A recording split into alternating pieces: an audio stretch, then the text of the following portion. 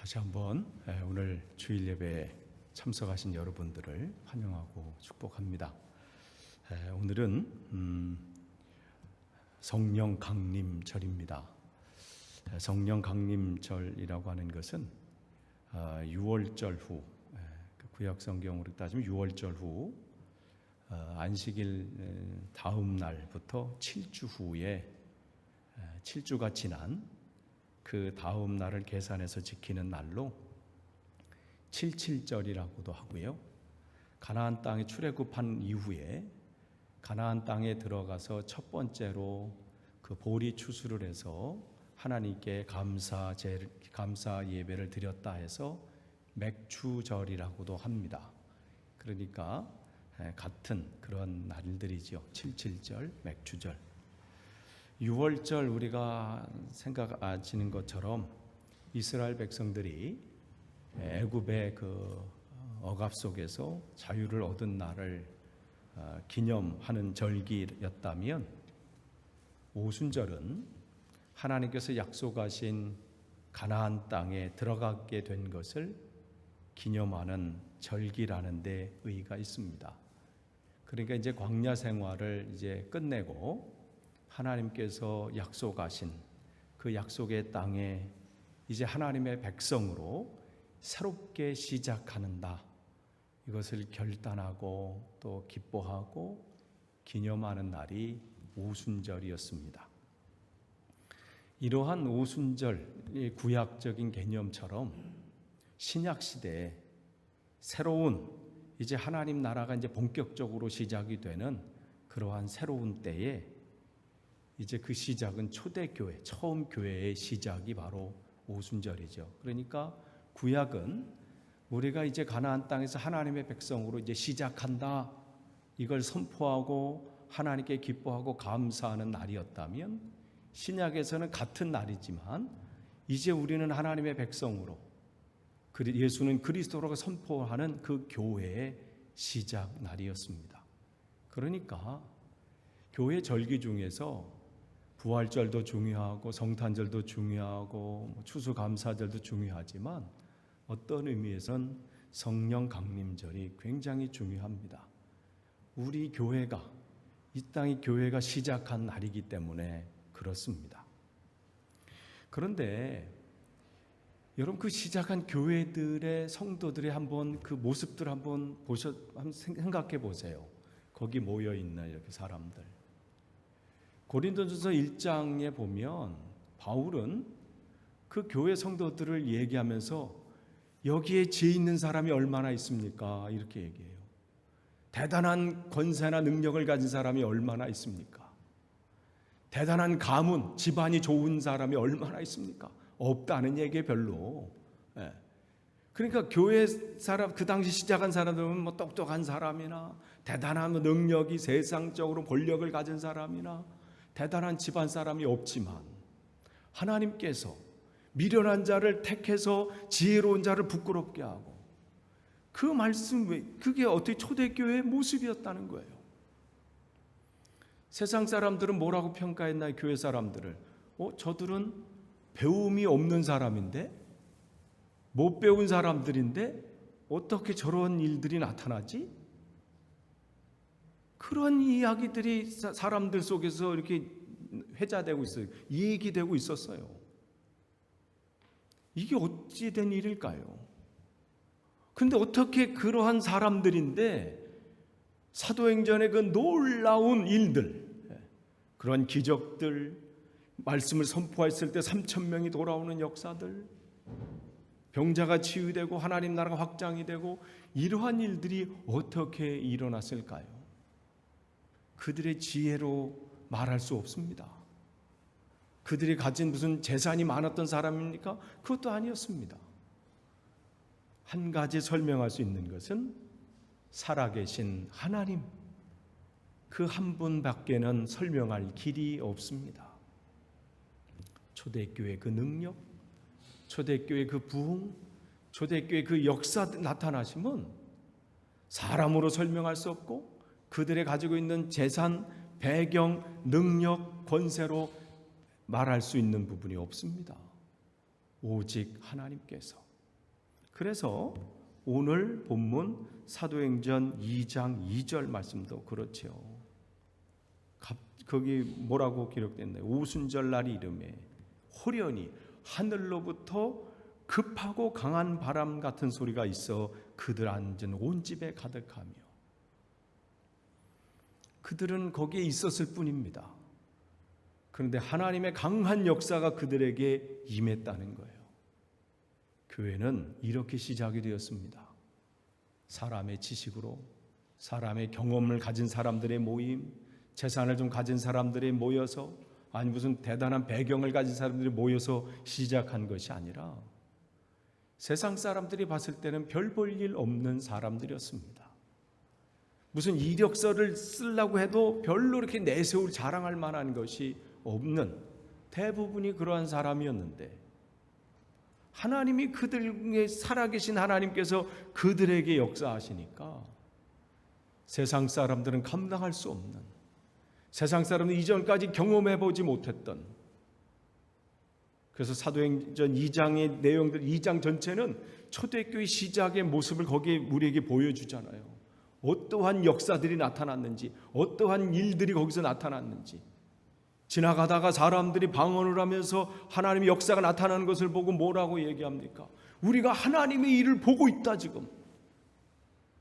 이러한 일들이 그 사람들 입에서 나오는 거예요. 그들이 광고한 게 아닙니다. 와 보세요, 우리 교회는 이렇게 역사가 나타나요. 우리 교회는 이런 일들이, 은혜가 있습니다. 요즘은 교회들이 자기 광고를 하잖아요. 우리 교회는 뭐 은혜가 풍성하고 뭐가 많고, 그래서 이름까지 그러겠잖아요. 은혜가 충만한 교회, 아니면 무슨 교회 막 하잖아요. 그렇게 된 게 아니에요. 그들은 그냥 그들의 삶을 살았고 그들의 신앙을 했고 믿음의 생활을 했을 때 사람들이, 야, 하나님의 일들을 우리가 본다. 이걸 어떻게 우리가 뭘로 얘기하겠어요? 그들이 무슨 특별한 재능을 우리가 조사하면 될까요? 야, 그들이 무슨 재능을 가졌길래, 그때 모인 사람들에게 어떠한 특별한 재주가 있었길래, 어디까지 배웠길래 저 정도를 할까? 그렇게 만약에 우리가 찾고 공부하면서 그걸 찾아간다면 우리는 찾을 게 하나도 없습니다. 어쩌면 실망만 할 수밖에 없습니다. 걔 배운 게 이거밖에 없어? 아니 별 볼 일 없네? 오직 뭐예요?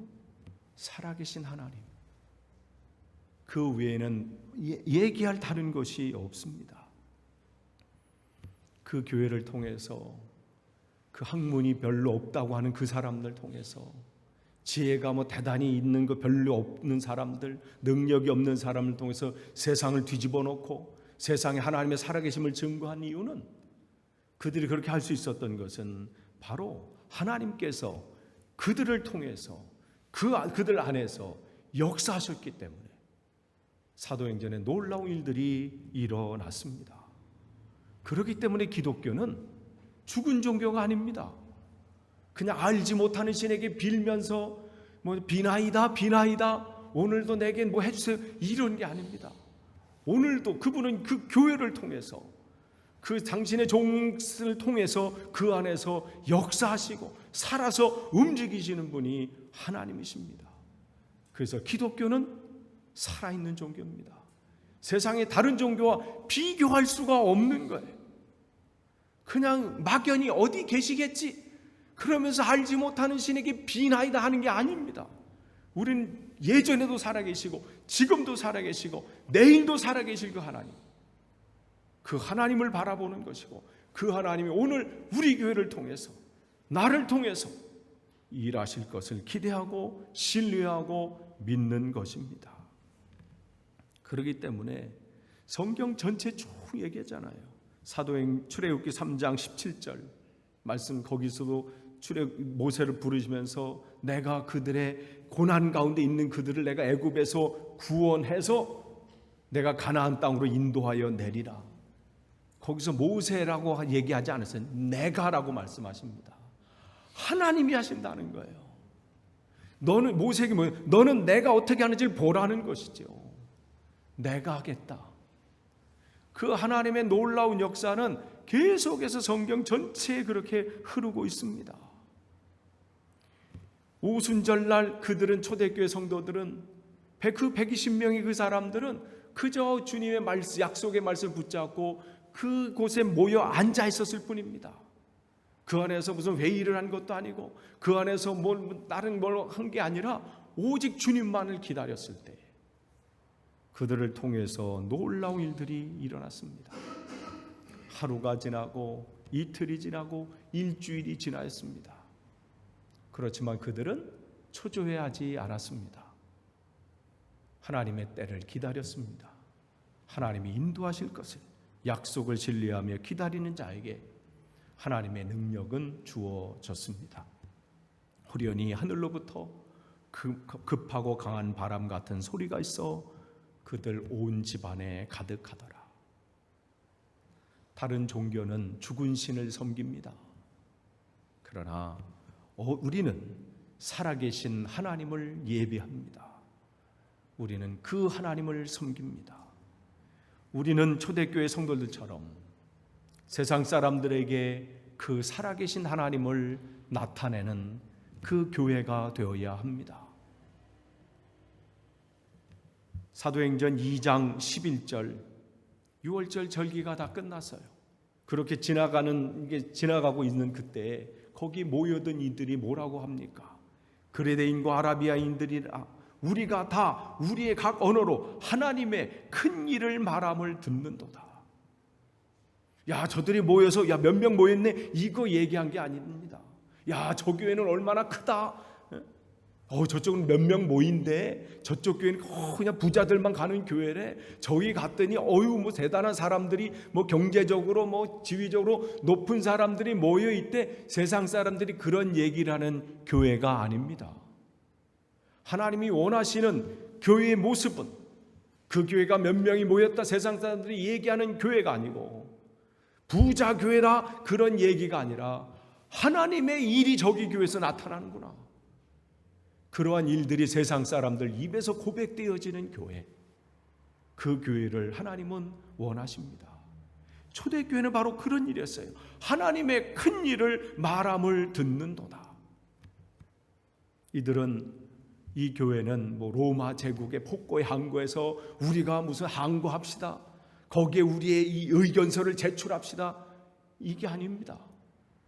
그저 오늘도 하나님을 예배하고 하나님이 우리에게 주시는 그 은혜와 감동을 세상에 전하고 바로 하나님이 우리를 통해서 어떻게 하시는지를 보여주는, 그래서 그것을 가지고 그들의 마음을 장악하고 그 나라를 장악하고 그래서 하나님의 나라가 확장되는 일을 그 교회들이 감당했습니다. 성경은 그렇기 때문에 하나님께서 그 사람들을 통해서 무슨 일을 하셨는지 그것을 기록한 책이 성경책입니다. 결국 성경은 하나님의 책입니다. 하나님께서 그 당신에게 헌신한 그 한 사람을 통해서 얼마나 큰 일들을 하셨는지, 그 사람이 그전까지는 생각지도 못했던 그 일들을 하나님께서 어떻게 하셨는지를 우리에게 말씀해 주신 책이고, 또한 그 책은 오늘 내가 너를 통해서 하시겠다는 하나님의 약속의 책이고, 또한 내일 너를 통해서 그 결과가 내가 너를 통해서 보이겠다고 약속해 주시는 책입니다. 히브리서 11장 8절, 믿음으로 아브라함은 부르심을 받았을 때 순종하여 장래 유업으로 받을 땅에 나아갈새 갈 바를 알지 못하고 나아갔으며. 아브라함을 누가 부르셨습니까? 하나님이 부르셨습니다. 아브라함이 뭐 한 게 없습니다. 아브라함을 통해서 무슨 대단한 일을 하라고 말씀하신 것도 없습니다. 무슨 대단한 기적을 행해라 없습니다. 그냥 부르신 거예요. 그리고 아브라함은 어떻게? 그 살아계신 하나님, 그 하나님을 신뢰하고 내가 어떻게 가는지 알지 못해요. 그러나 그 부르심 앞에 그냥 오늘도 순종하면서 나아갔습니다. 내일 어떻게 될지, 내일 모레 어떻게 될지, 1년 후에 어떻게 될지 아브라함이 중요하지 않습니다. 오늘 나에게 살아계신 그 하나님, 오늘 내 안에서 살아 역사하신 그 하나님, 그 하나님을 신뢰하고 오늘을 살아가는 거예요. 그러면 오늘 하나님은 우리를 통해서 그 하나님의 그 일들을 나타내십니다. 이게 우리의 살아계신 하나님이십니다. 창세기 28장 17절, 16절, 17절 말씀 보시면 거기서 야곱이 아버지를 속인 다음에 그 형한테 죽을까 봐 막 도망가잖아요. 삼촌 집으로 막 도망가면서 도망가서 잠도 못 자고요. 어째 하루 이상을 걷는 그 거리를 따졌을 때는요. 그냥 한 8시간 걷다가 쉬지 이게 아니에요. 한 1시간 걷고 한 10분 쉬고 이게 아니라 탈진할 때까지 간 거예요. 뛴 거예요. 뛰고 하면서 그러다가 이제는 지쳐서 쓰러진 그곳이거든요. 그런데 환상 가운데 하나님을 만나게 되고 하나님의 약속을 듣게 되잖아요. 그러면서 뭐라고 고백하나요? 야곱이 잠이 깨어서 이르되 여호와께서 과연 여기 계시거늘 내가 알지 못하였도다. 이에 두려워 이르되 두렵도다. 이것이요 이것은 다름이 아닌 하나님의 집이요 이는 하늘의 문이로다. 야곱은 그전까지는 몰랐어요. 그냥 하나님은 저기 어디 계신 분, 그냥 우리 아버지 이삭의 하나님 정도. 그런데 그 하나님이 내가 지금 도망가는 그 삶 속에, 부끄러운 인생의 삶 속에조차도 그곳에 역사하시는 하나님, 그 하나님을 거기서 만난 거예요. 하나님은 우리가 어떠한 상황 속에서도 살아 역사하시는 분입니다. 내가 비록 부끄러운 삶 속에 있다 할지라도, 어쩌면 비겁한 인생 속에 있다 할지라도 하나님은 그곳에도 여전히 살아계신 하나님이세요. 그것을 우리에게 말씀해 주십니다. 하나님, 야곱은 정말 하나님을 만났습니다. 죽은 하나님이 아닙니다. 그냥 아버지의 하나님이 아니에요. 이삭 아버지 하나님, 우리 부모님이 믿었던 하나님, 목사님이 전해준 하나님이 아니에요. 살아계신 그 하나님을 그 야곱은 만난 겁니다. 여러분에게도 이러한 축복이 일어나길 원하고 여러분의 자녀에게 이러한 축복이 일어나길 축원합니다. 만나야 되는 거예요. 만나야 돼. 그냥 성경에 있는 얘기의 하나님이 아니에요. 오늘도 살아계신 그 하나님, 내 안에서 오늘도 막 역사하시는 하나님. 그래야 무너지지 않아요. 그래야 넘어지지 않습니다. 넘어지더라도 다시 일어날 수 있는 거예요. 그 은혜가 있었던 거예요. 그러니까 하나님은 자신이 어떤 하나님인지를 계속해서 우리에게 소개해 주시고 있어요. 나는 이러한 하나님이다. 세상 사람처럼 죽은 하나님이 아니라 살아있는 하나님이다. 그러니까 모세를 불러서도 내가 그 애굽에 있는 이스라엘 백성들의 고통을 내가 보고 그들의 부르짖음을 듣고 내가 그들의 그 근심을 내가 알았다라고 말씀하시잖아요. 출애굽기 3장 7절 말씀이죠. 하나님은 살아계신 분입니다. 우리의 모든 것을 보고 계시고 듣고 계시고 우리의 근심과 염려를 듣고 계시고 우리의 모든 형편을 알고 계십니다. 그러면서 내가 그들을 구원해 내리라 살아계신 하나님이 하십니다. 열왕기상 18장 36절에 엘리야가 뭐라고 고백합니까? 사실 그때 상황은 영적으로 막 하나님 앞에 사람들이 무너져 있을 때 아니에요. 바알의 선지자 450명과 아세라 선지자 400명 850대 1이에요. 싸움. 그 영적인 싸움 앞에 주눅이 들만도 해요. 거기서 내가 할 수 있는 게 뭘까? 세상은 점점 이렇게 강해져 가고 하나님을 무시하고 하나님을 조롱하고 멸시하는 이 시대에 살아가고 있는데 과연 조그만 우리 교회가, 연약한 내가 저들과 대항해서 이 시대와 싸워서 하나님의 복음을 증거할 수 있을까? 나 혼자 살아가기도 어려운데 그럴 수 있죠. 상황이 점점점. 그런데 엘리야는 어떠했나요? 열왕기상 18장 36절에 저녁 소재 드릴 때에 이르러 선지자 엘리야가 나아가 말하되 아브라함과 이삭과 이스라엘의 하나님 여호와여. 무슨 하나님이에요? 아브라함과 이삭과 이스라엘 하나님. 이건 뭐예요? 살아계신 하나님이라는 거예요. 그들에게 살아서 막 역사하셨던 그 하나님이요. 주께서 이스라엘 중에서 하나님이신 것과 살아계신 하나님 것과 내가 주의 종인 것과 나를 통해서 역사하신 그 하나님이죠. 내가 주의 말씀대로 이 모든 일을 행하는 것을 오늘 알게 하옵소서. 저 주님을 조롱하는 저 사람들에게, 하나님을 멸시하는 저 세상에게 하나님은 살아계신 하나님임을 나를 통해서 나타나기를 원합니다. 이걸 소망했던 사람이 엘리야입니다. 하나님은 오늘도 이러한 하나님의 열정을 가지고 하나님의 마음을 가지고 이렇게 선포할 수 있는 교회를 찾으시고 그러한 사람을 찾으십니다. 우리 교회가 세상에 이것을 보여줘야겠습니다. 우리를 보여주는 게 아니에요. 우리의 무슨 재능, 우리의 무슨 아름다운 모습, 이게 아니라 우리를 통해서 역사하실 그 살아계신 하나님, 그것을 보여줘야 합니다. 하나님께서는 과거에도 역사하셨고 엘리야를 통해서, 아브라함을 통해서 모세에게도 살아계셨던 그 하나님은 오늘도 여전히 살아계십니다. 내일도 여전히 살아계십니다. 담대함으로 우리가 그 세상과 맞설 때, 주님을 조롱하고 멸시하고 주님을 알지 못하는 사람이 담대하게 복음을 증거할 때 하나님은 우리를 통해서 일하실 것입니다. 하나님 자신만이 일을 하실 수 있습니다. 그렇기 때문에 하나님은 요한복음 3장 16절, 우리 함께 읽을까요? 요한복음 3장 16절 올려주세요. 같이 읽습니다. 시작. 하나님이 세상을 이처럼 사랑하사 독생자를 주셨으니 이는 그를 믿는 자마다 멸망치 않고 영생을 얻게 하려 하십니다.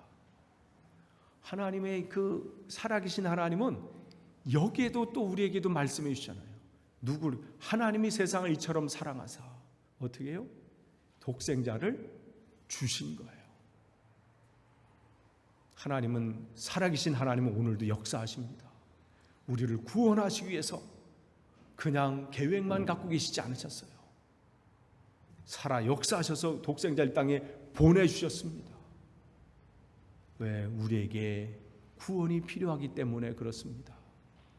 왜 하나님께서 이 초대교회에게 하나님의 성령을 그에게 부어주셨습니까?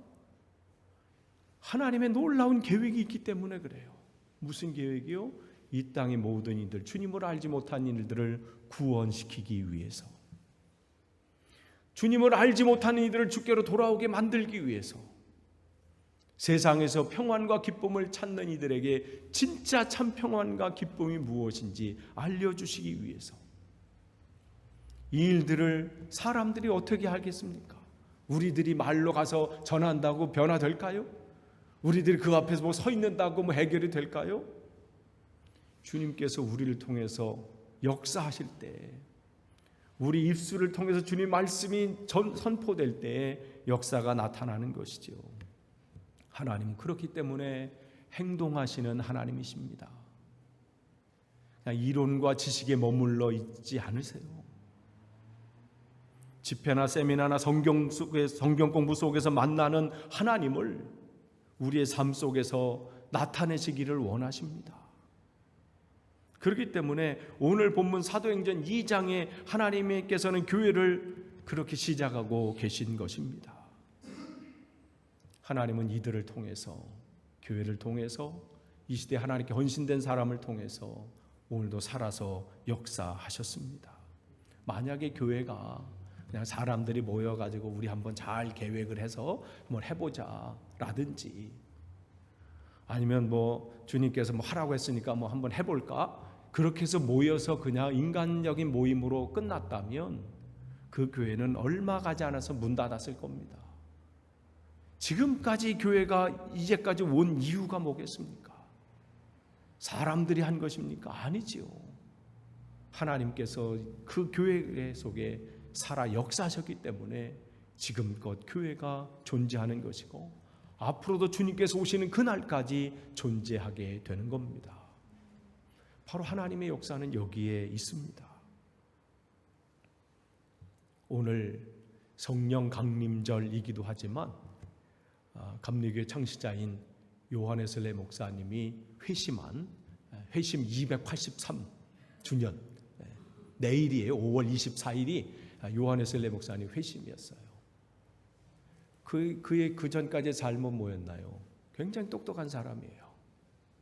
공부도 많이 했고 언어에도 능통했고, 영어는 기본이에요. 영국 사람이니까. 네. 뭐 히브리어, 헬라어, 라틴어 모든 언어에 능통했습니다. 정확히 하나님이 시간을 정해서 기도의 시간, 말씀 전도 빼놓지 않고 했습니다.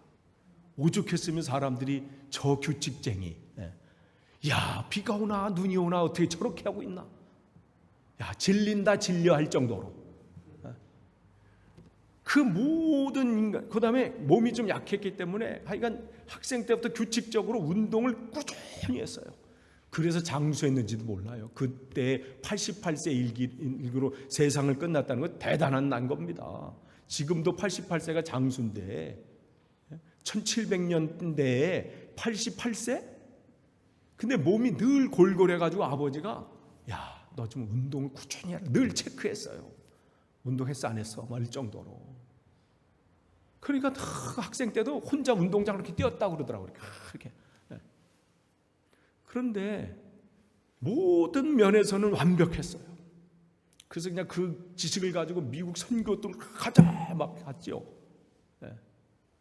근데 실패하고 돌아오잖아요. 오죽하면 나 목회 그만둬야 되겠다.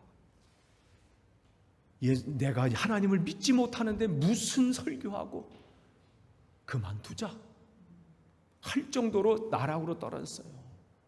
왜 이 말씀 드립니까? 아무리 성경 지식이 해박하도 대단한 재능을 가져도 아무리 똑똑해도 성령이 그를 붙잡아주고 하나님의 살아계심이 그를 통해서 나타나지 않으면 아무런 능력이 그를 나타낼 수 없다는 거예요. 그러나 그 고민하면서 주여 내게도 주의 능력을 부어주옵소서, 성령의 능력을 부어주옵소서 하는 그 어느 날 1738년 5월 24일 그가 그 올더스 게이트, 저기 런던 박물관 있잖아요. 거기가 그 길이 올더스 게이트 거리예요. 거기 런던 박물관 있는데 그 세인트 폴 성당에서 보면 런던 박물관 있잖아요. 거기서 거기 올더스 게이트인데 거기를 걷다가 밤에